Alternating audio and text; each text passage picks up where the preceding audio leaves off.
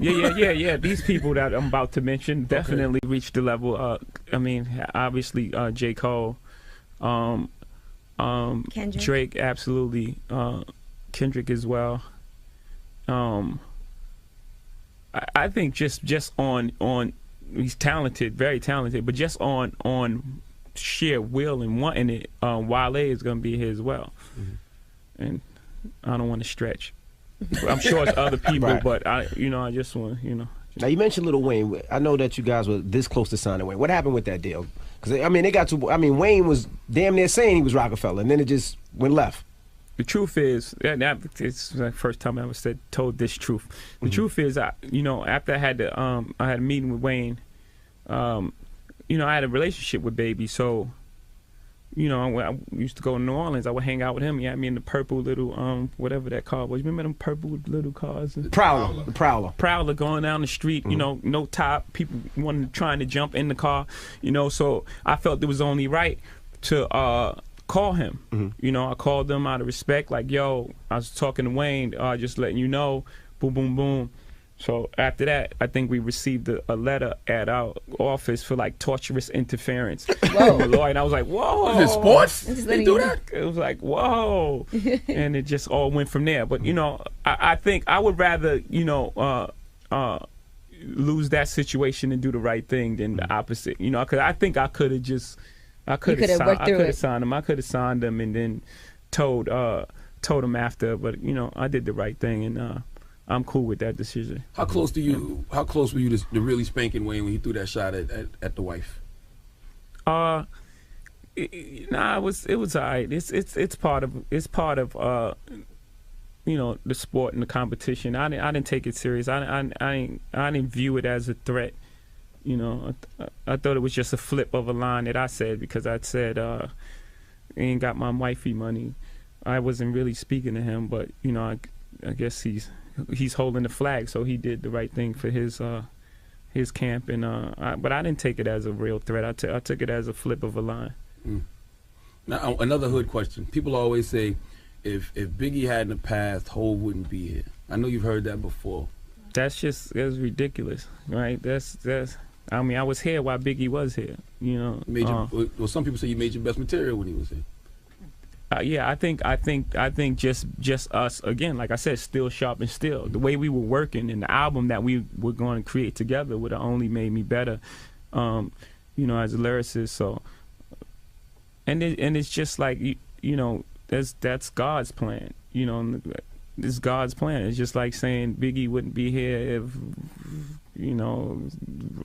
Rakim had been on the Faith remix, or it's like you can make up any scenario in your mind why a person shouldn't be here, or a person wouldn't attain the success that they have. But I personally don't believe anybody could stop me. I really, that's just how I believe. And it was gonna be, I was coming. I was destined to be here, and it just is what it is. Why people can't give you that though? Why is it you got to be something else? Oh, Big was here, wouldn't be like that. He's in Illuminati. Why can't you just be good and successful nowadays?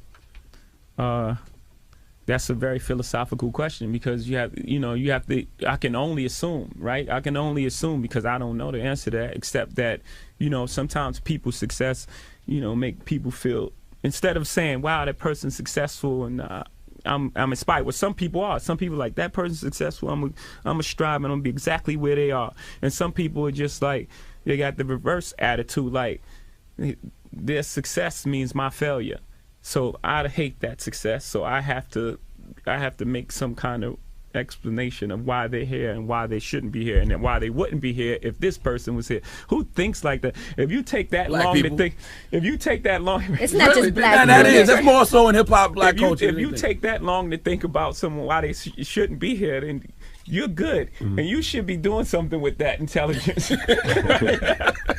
right? You should apply that intelligence to something else. Absolutely. Right? If you like, that person would be here. You like a scientist. You should really be figuring out some shit that can help us in the world. Now, for you moving into sports management, does it feel to you like a lot of people don't want you to succeed because they're saying that's a really tough business? There's a lot of agents that feel like, well, what does Jay-Z know about sports management? And he hasn't done this and he hasn't done that. Yeah, but they have that thing that, you know, that belief that you can only do one thing. You know, we don't have that. We're not inflicted with that disease.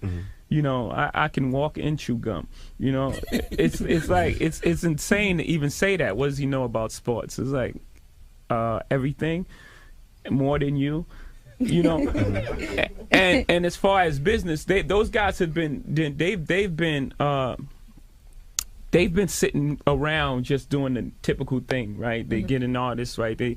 Sometimes, you know, however they acquire the artist. I don't want to do that to them.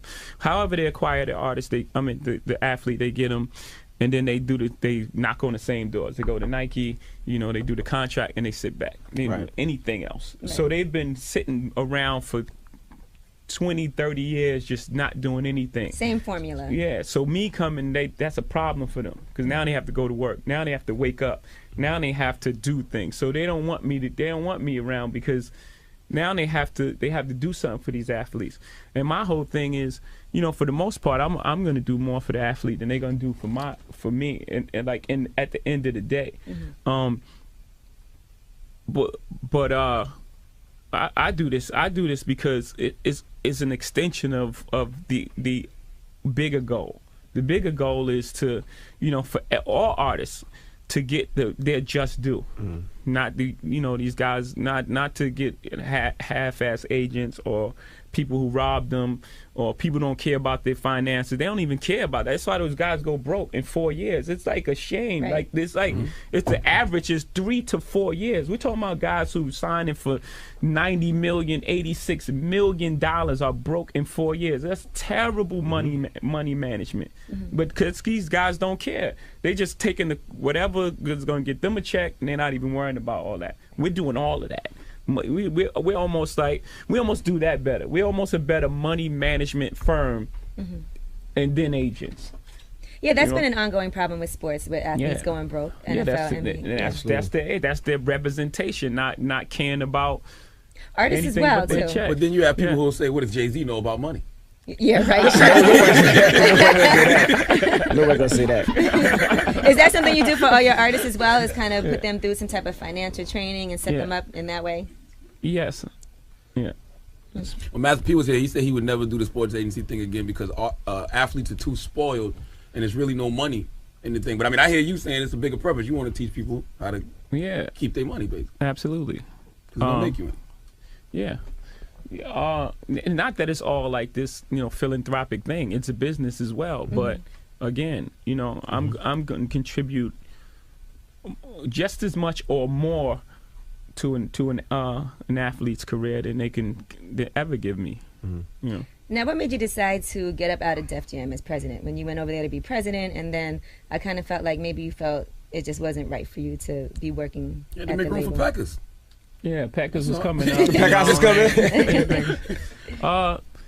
You know, more so, I wanted to do more. I wanted to do more things than to make music. You know, and in that position, I was in a position to foster artists' careers and just make money. And you know, I was knocking on the doors of all the powers that be, and was like, "Yo, you understand? Like, I can do more." Before this, you know, Beats by Dre and all that, I could do things like that.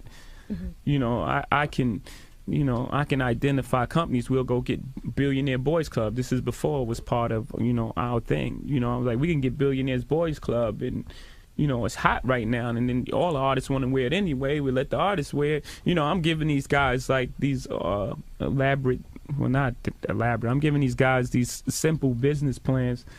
You know, and it was just like, no, just bring some hits. Yeah. And I was like, well, then I gotta move on then, because you know my time now is being wasted. Now, you know, if you walk around with that chain all day, people are gonna be asking you, what's the science? What's today's mathematics? Yeah. All day This, long. by the way, this isn't even my chain. I stole it from somebody. Yeah, I'll tell y'all who got off camera. Uh-oh. Stealing chains now? Is it a world star? Not really still.